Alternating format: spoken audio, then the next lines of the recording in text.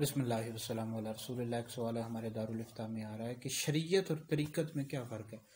याद रखें, शरीयत कुरान और सुन्नत के अहकाम को, कुरान और सुन्नत के अहकामात को कहते हैं।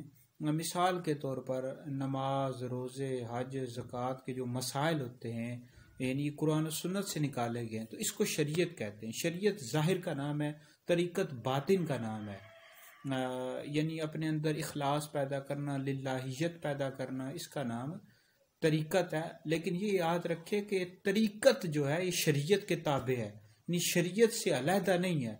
कुछ लोग होते हैं वो कहते हैं कि तरीक़त और है, शरीयत और है, तो इस तरह कहना ये गुमराही की बातें हैं, इस तरह नहीं कहना चाहिए।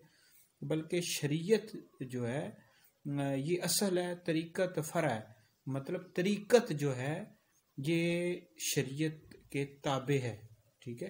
तो बहरहाल शरीयत ये कुरान सुन्नत के जो अहकामात होते हैं, मसाइल होते हैं, उनको कहा जाता है।